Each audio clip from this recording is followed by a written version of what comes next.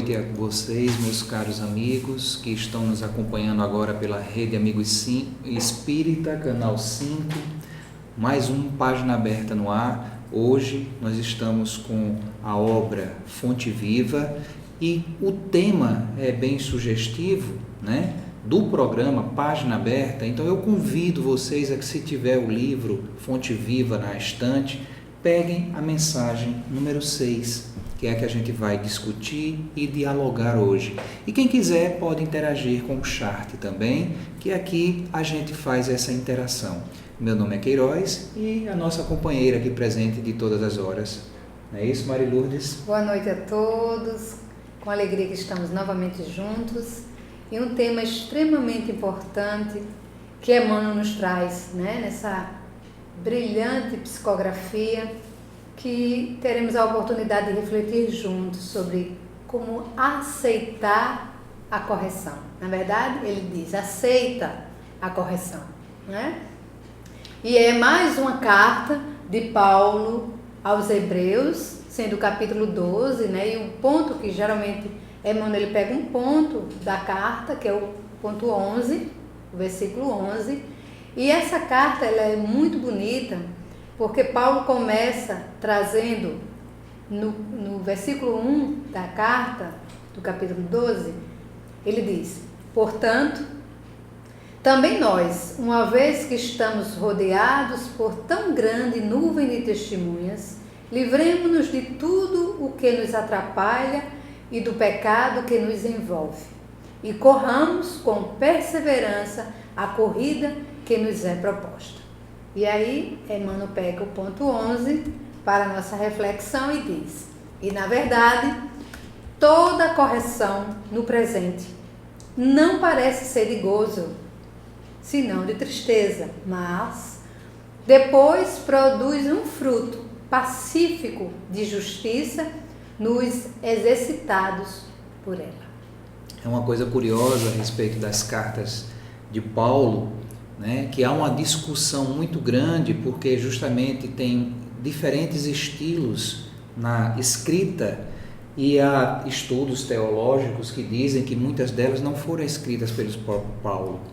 E a carta aos Hebreus, né, a gente tem essa particularidade que o Espiritismo nos traz a respeito do enriquecimento do nosso conhecimento pelo estudo que vem da espiritualidade, que foi a carta que Paulo de fato escreveu, assim, estando de próprio punho, estando mais emocionado, mais firme no propósito de passar a mensagem, não é? Então, de fato, essa carta ela é muito especial, essa carta aos Hebreus. E a gente vê aí, né, Melry, que Emmanuel ele está falando de algo que no nosso dia a dia, na nossa trajetória, usualmente acontece, que é aquele momento, de uma forma ou de outra, que nos tira de um centro de conforto, de uma situação tranquila e que provoca, de certo tino, uma tristeza ou um desacerto na alma. Mas ele nos alerta, ele diz que depois, se a gente realmente se utilizar bem do processo, ela vai produzir fruto pacífico. De justiça. De justiça nos exercitados por ela, ou seja, naqueles que implementarem a boa nova. Porque, afinal de contas, a gente costuma ver o Evangelho como algo para uma preparação para o amanhã. E esquecemos que o Evangelho é fruto para a vivência do hoje, do aqui e do agora, desse presente de Deus que é a vida. E dessa forma, quando a gente interage, quando a gente coloca o Evangelho em nós, nos nossos pensamentos, nas nossas atitudes, né?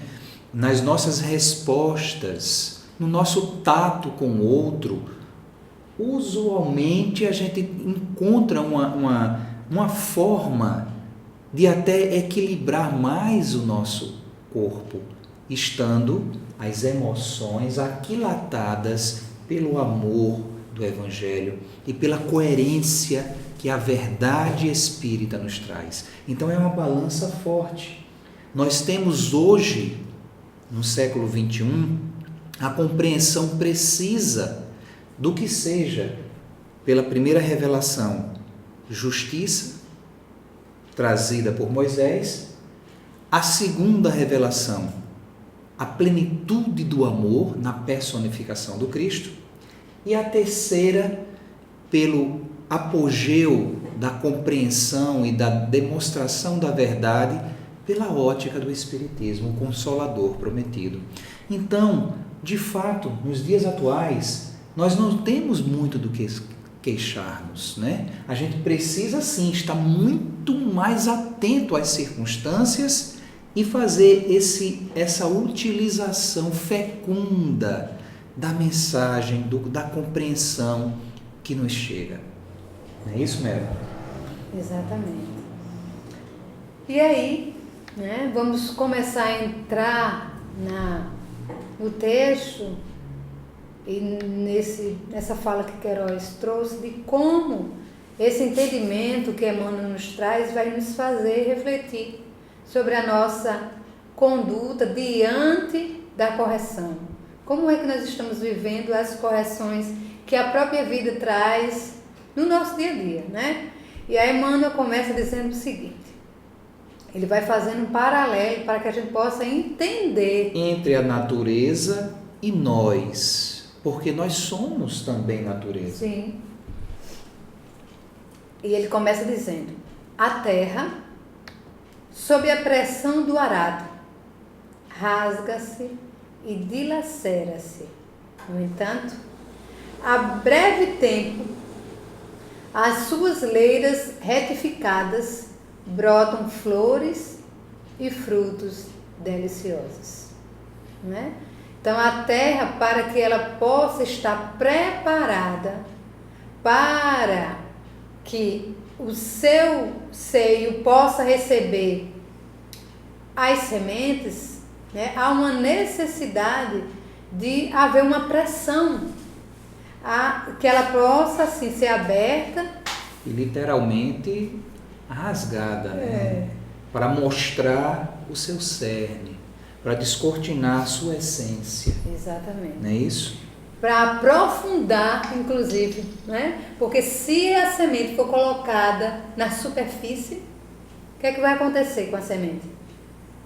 Ela não vai brotar, né? Porque ela não vai ter... se brotar, ela não vai ter, digamos assim, uma vida robusta, porque as intempéries, ou demorada, porque as intempéries do tempo podem fazer com que ela queimar desapareça. Suas raízes muito rápido.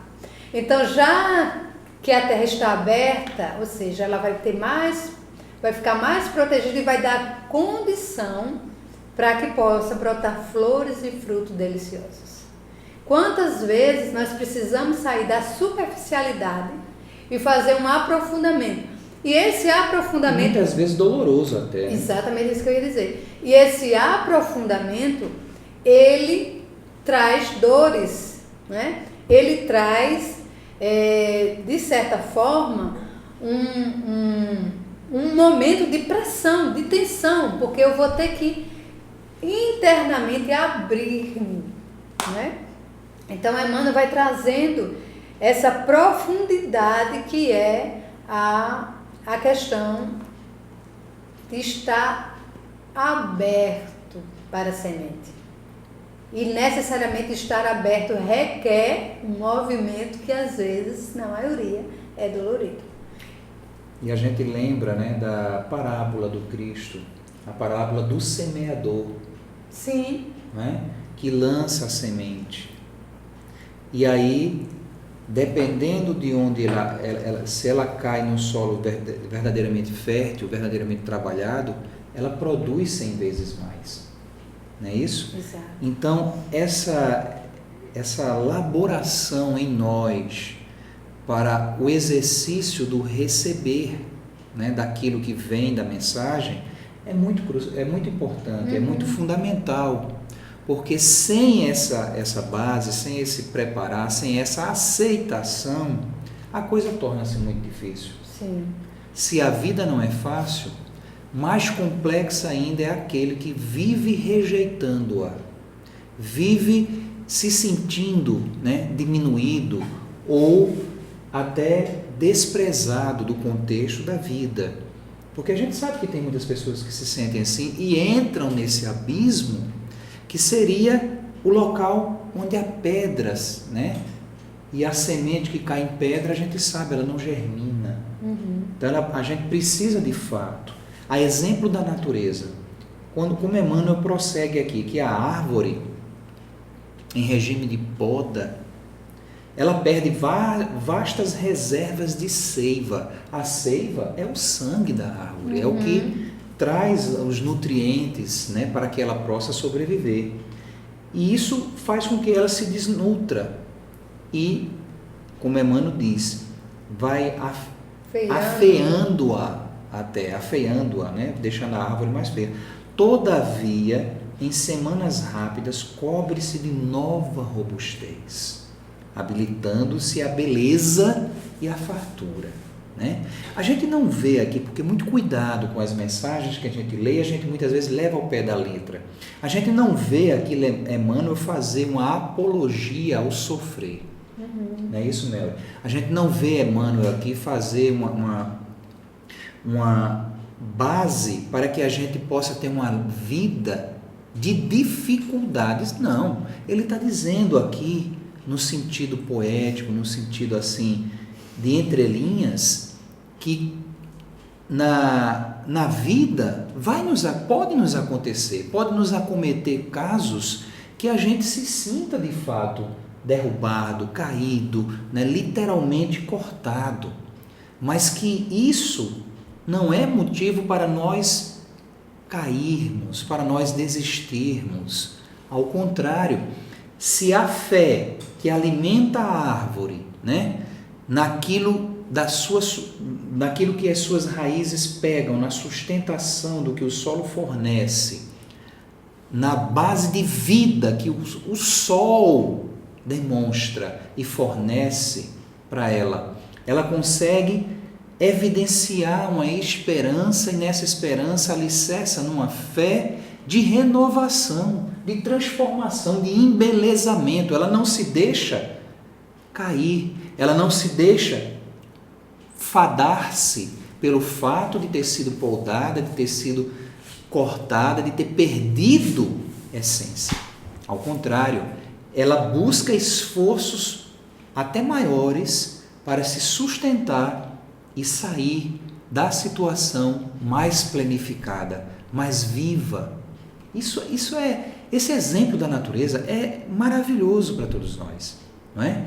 E nos traz de fato uma fundamentação de existir muito forte. Exatamente. E aí ele traz mais um exemplo, né? A água humilde abandona o aconchego da fonte, sofre os impositivos do movimento, alcança o grande rio e depois partilha a grandeza do mar. Então veja o percorrer da água, né? Do seu local de conforto ali naquela pequena fonte, e depois ela vai precisar se movimentar para fluir, para seguir o seu caminho, para chegar no objetivo, que é o quê? O mar. Mas antes que ela chegue ao mar, ela vai se encontrar com uma grande multidão de gotas que formam um rio, para aí chegar, vamos dizer assim, no universo que é o mar, não é?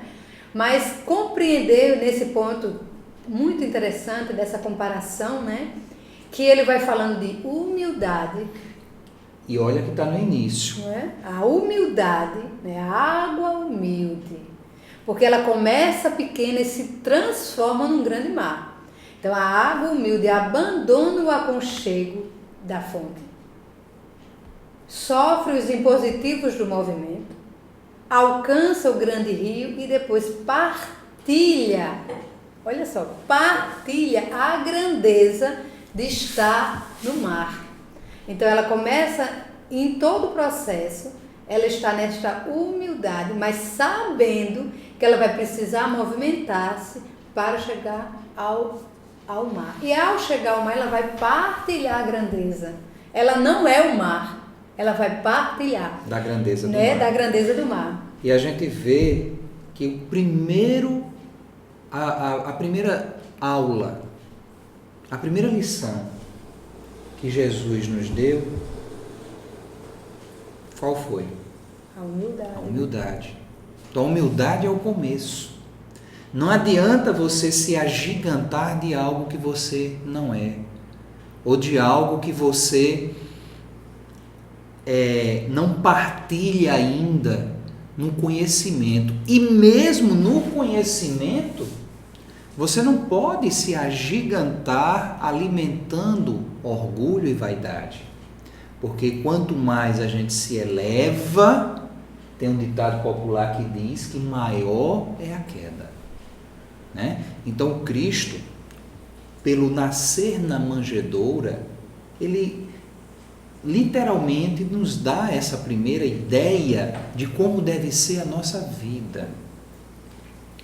Uma vida de humildade, né?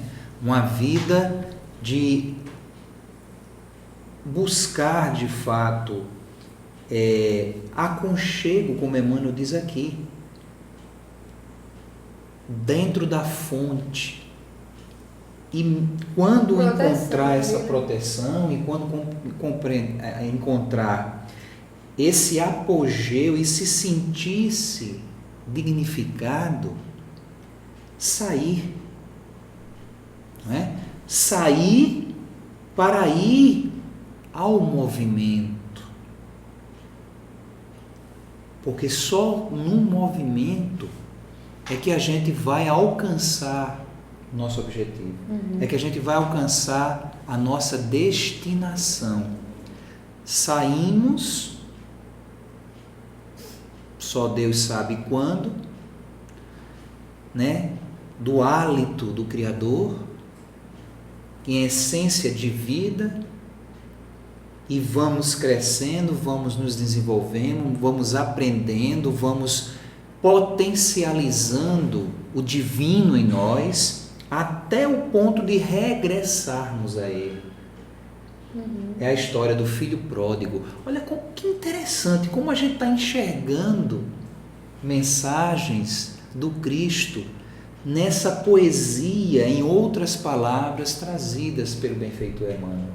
Né? A gente vê nessa passagem aqui a história do filho pródigo, que é a história de todos nós, no desenvolver das várias e várias existências, no processo da reencarnação, sempre indo, até chegar àquele ponto que cai em si, né?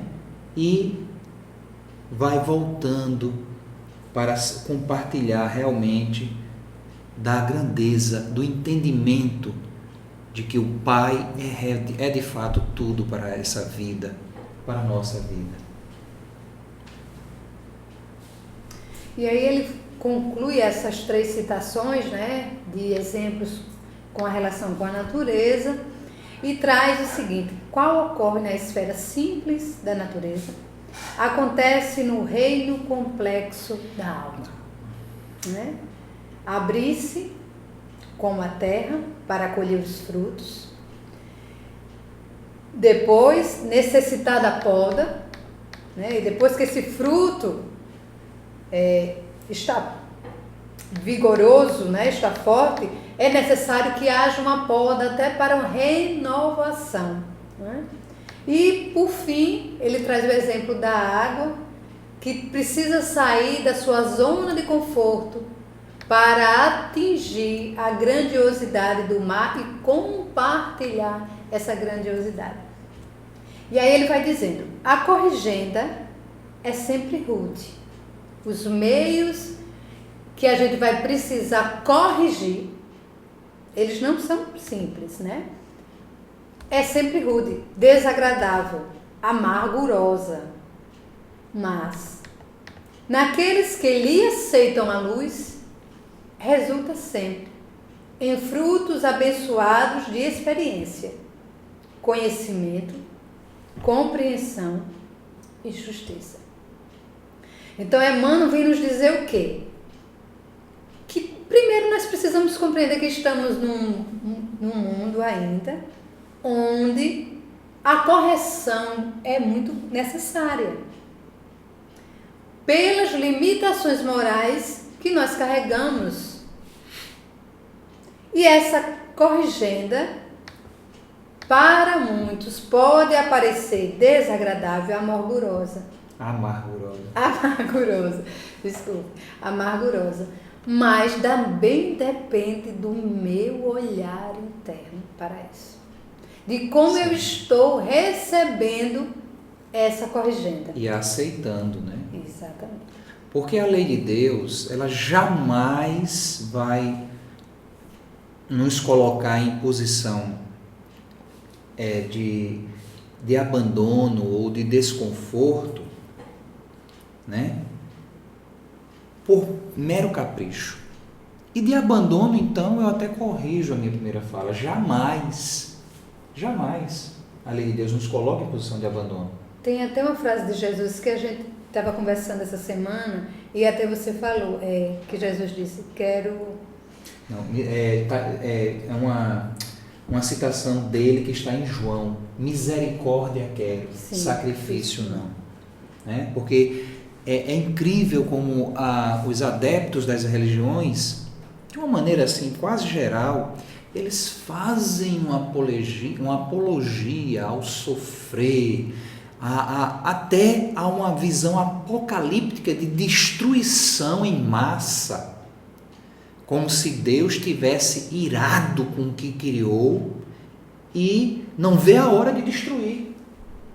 Uhum. Isso é tão mal para o homem, tão ruim para aquele que se diz crente, aquele que se diz filho de Deus. Porque eu fico querendo traz entender. Um desânimo, né? Um desânimo, uma descrença, uma falta de estímulo para se superar e ser feliz. Não é? Porque muito complicado a situação que a gente enxerga quando eu vejo por essa ótica. Porque um pai, ele não pode ser amado. Ele tem que ser temido? Fica essa questão. Porque Deus é aquela essência do que o Cristo trouxe. Pai, né? É amor, é intimidade, cumplicidade, né? É relação, é tudo de bom. Sinceramente, o Espiritismo, só nesse ponto, ele já é de uma forma de superação assim incomensurável com relação à ideia de outras doutrinas. Exatamente. Porque, sinceramente, quanto mais eu leio, quanto mais eu internalizo, quanto mais eu procuro, né? Porque a gente procura vivenciar, a gente não consegue ainda de todo ser essa vivência do que o Espiritismo nos mostra. Mas a gente procura exercer aquela figura do homem de bem. Uhum. E, sinceramente, quanto mais eu me apercebo nesse conteúdo, mais eu me sinto amado, mais eu me sinto plenificado por esse Pai maravilhoso e por essa figura sem comparação, representante dele para nós, que é o Cristo. Não é? Isso.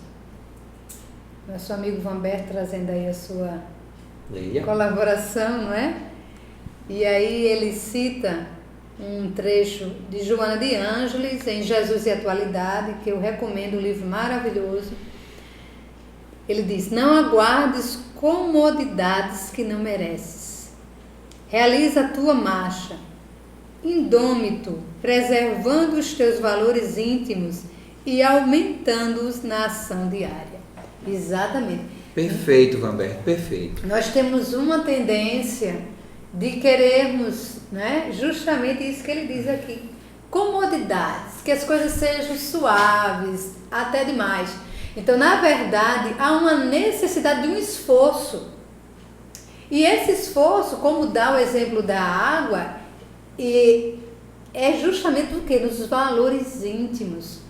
As corrigendas vão acontecer na nossa vida e diretamente vai atingir os nossos valores íntimos. É o checkmate, né? Ou seja, você vai estar sendo, naquele momento, analisado por você mesmo diante daquilo que está acontecendo.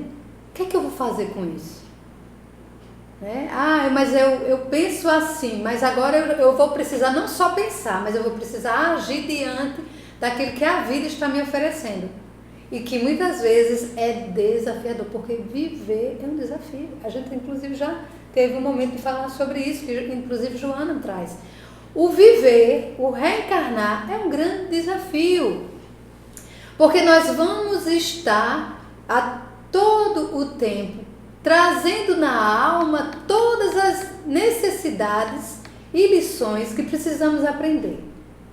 E vamos ter o livre-arbítrio de escolher vivenciá-las da melhor forma ou aumentá-las, né? Então, diante dos valores, das buscas, como ele diz assim, que a gente precisa aumentar, né? E voltar na ação diária a perceber isso. E justamente colabora com o que Emmanuel diz, não é?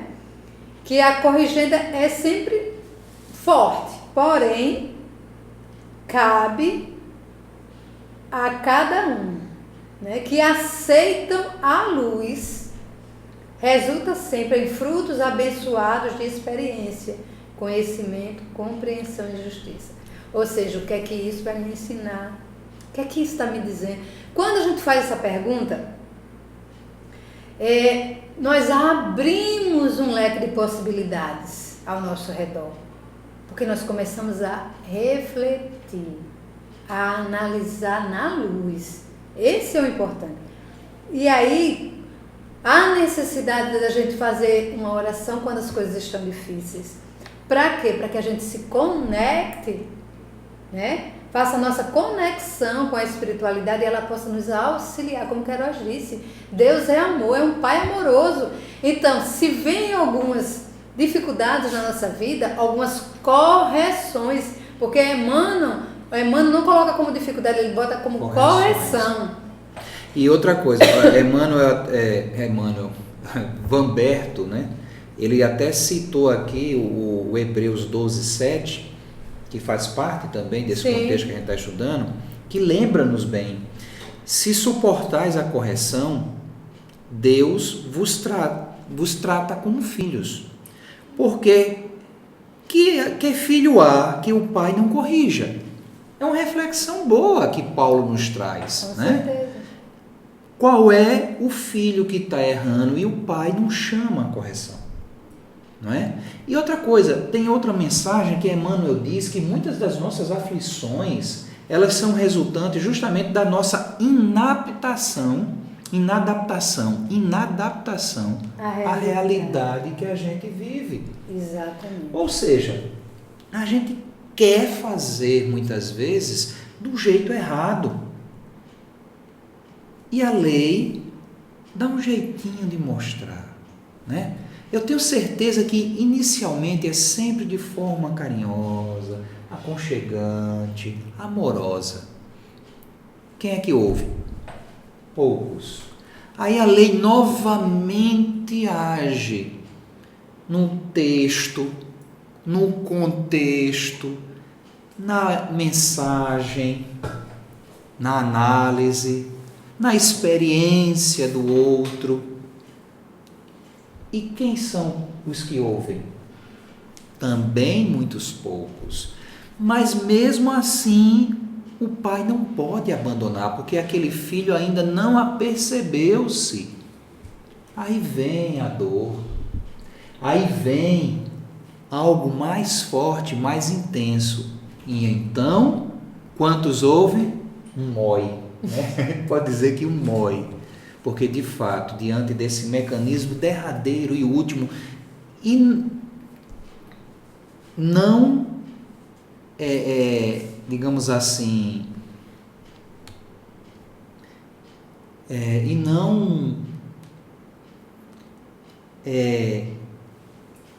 que possa ser assim algo inevitável, que é a dor.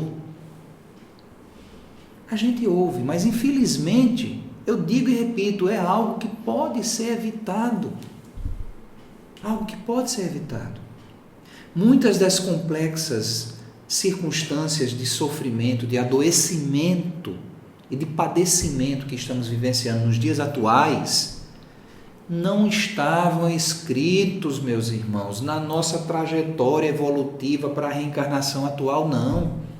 E a gente está caindo, a gente está adoecendo, a gente está perdendo tempo, energia, buscando o restabelecimento do equilíbrio, da saúde, quando nós não deveríamos nem perder.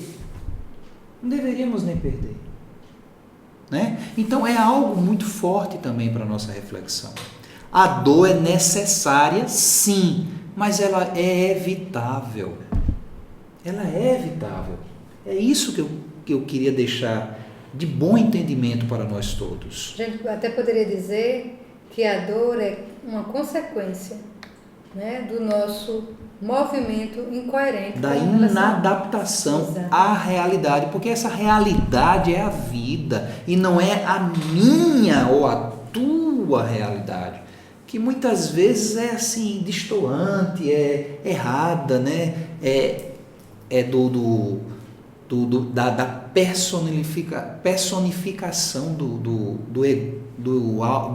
menino, não vai sair mais do egóico, não é? Egoísmo, né? Do indivíduo que está querendo uma exclusividade, um momento, sem se aperceber da realidade como ela deve ser, e não da forma que ele acha que ela tem que ser imposta, mas da forma que ela tem de ser, né? Vanberto está citando aqui mais uma vez Joana, que Joana nos ensina que temos em nós mesmos todas as possibilidades de superação. Fantástico isso. E verdadeiro e oportuno.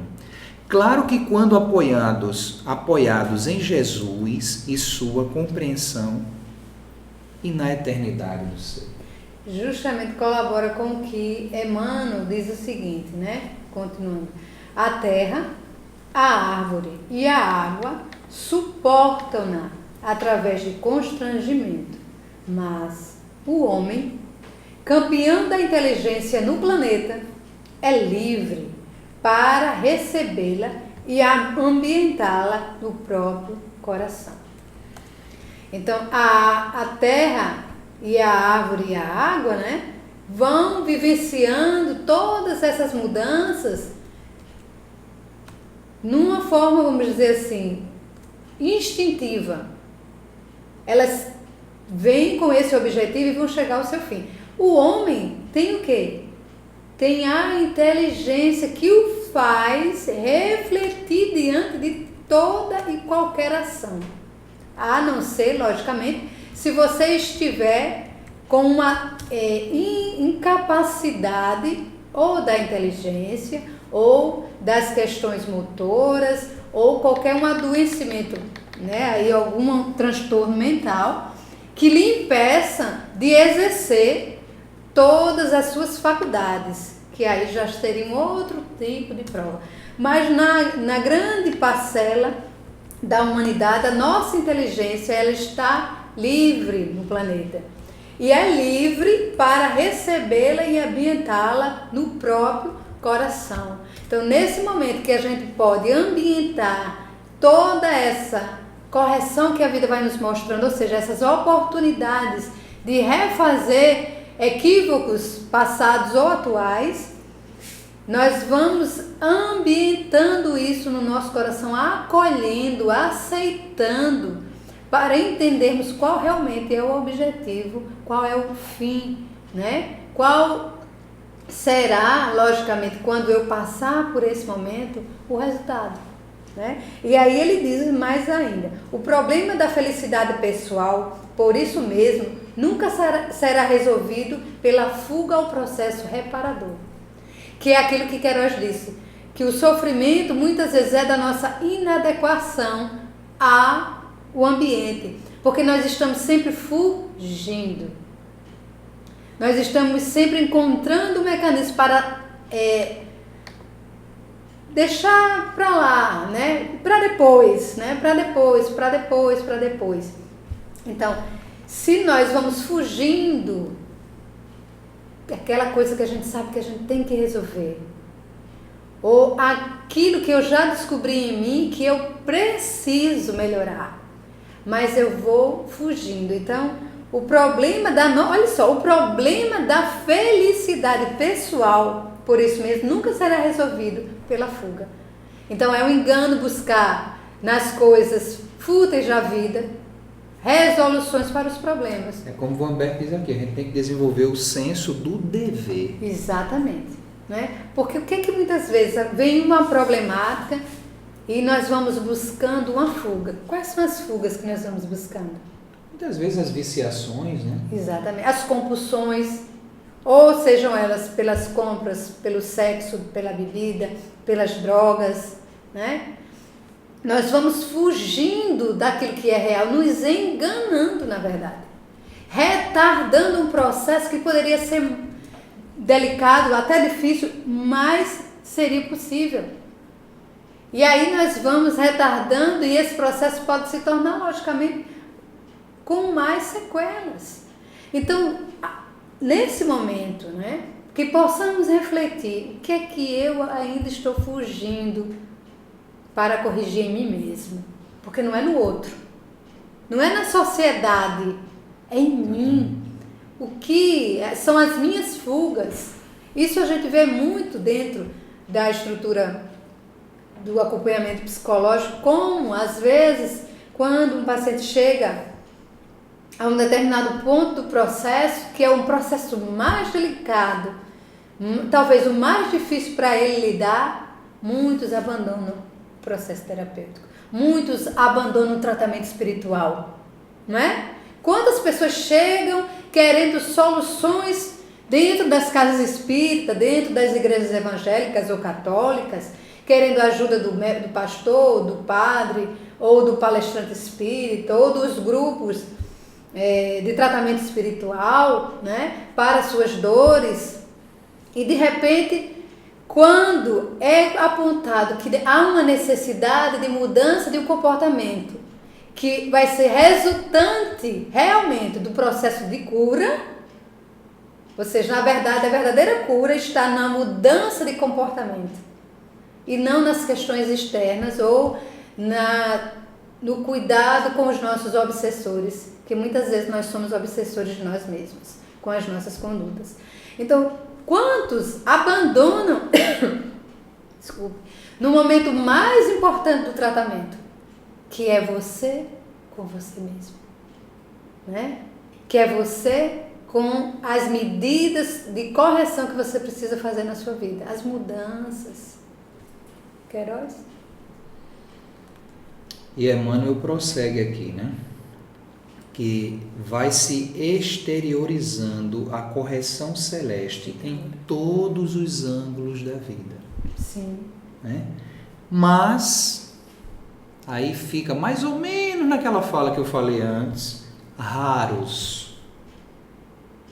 Contudo, lhe aceitam a bênção, porque semelhante dádiva, na maior parte das vezes, não chega envolvidas em arminho, e quando levada aos lábios, não se assemelha a saboroso confeito.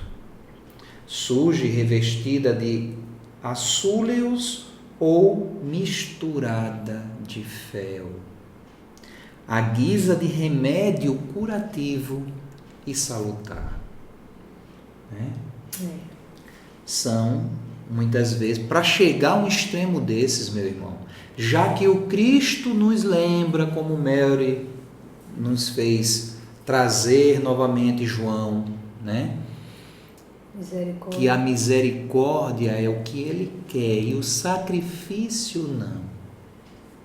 Então a gente imagina, a gente raciocina que para que a lei exteriorize desta forma a corrigenda, é porque a gente chegou ao extremo da insensatez na ação e na falta da observância do dever, como nos lembrou Vamberto. Isso. Não é? Então, é bom a gente estar atentos no que de fato estamos fazendo das nossas vidas. Em que estamos direcionando a nossa energia vital, essencial, que foi nos dada para o propósito santificante de nos elevarmos a nós mesmos. Gente, é algo, olha, se a gente perceber, a espiritualidade ela nos alimenta de tudo de bom. Mas infelizmente, nós só queremos plantar o que não deve ser plantado. Aí como se diz, se eu plantar espinho, eu quero colher flores, né? Algo fofinho, macio para agasalhar Flores, a cabeça, sim. ou flores perfumosas, quando eu projeto outras coisas no meu plantio. Paciência. Não é a divindade que está agindo de forma desonesta conosco ou de forma exagerada. Somos nós que estamos contaminando a nossa essência com a energia não, como é que se diz? Salutar, não necessária, não harmônica com o todo universal. Obviamente, a gente vai ter que consertar. Algo vai ter que acontecer e vai acontecer para nos chamar a atenção, para dar aquele chaculejo. E aí, quando eu ouço, as coisas vão voltando à normalidade. Não é? Isso. E aí, estamos chegando já ao final, não é? Do nosso encontro. E Emmanuel, na sua beleza poética, sempre fecha maravilhosamente. Tocar no coração, né? Coração, ele diz: não percas, portanto, a tua preciosa oportunidade de aperfeiçoamento.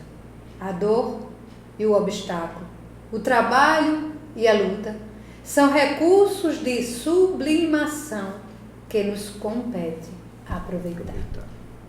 E assim, meus irmãos, que possamos refletir, né? E cada dia reforçar essa fala dentro de nós, que precisamos receber as oportunidades da vida com o coração aberto, com o pensamento na espiritualidade, com os pés no chão. E com aquela certeza que tudo que Deus faz é bom. Exatamente. Não é? E nós queríamos fechar hoje com uma psicografia, né, trazida lá do Centro Espírita Lar de Jesus, que nos diz o seguinte, o irmão: diante da estrada da vida, muitos dos caminhos a seguir são cheios de espinhos, estradas tortuosas e pedras no caminho. Mas mesmo assim, olha e sente ao teu redor. Observa o vento que sopra cantando a canção da vida através das sementes que ajuda a espalhar, sem se perguntar se irá dar trabalho. Ver com atenção a flor que brota mesmo entre as pedras, te dizendo que o esforço trará sempre vitória no despertar.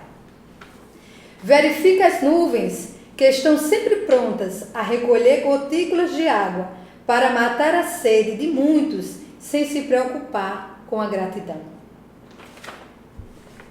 E vai mais além. olha para o céu e observa o sol, que permite ascender dentro de si mesmo a luz para clarear a vida de muitos sem se perguntar quem és.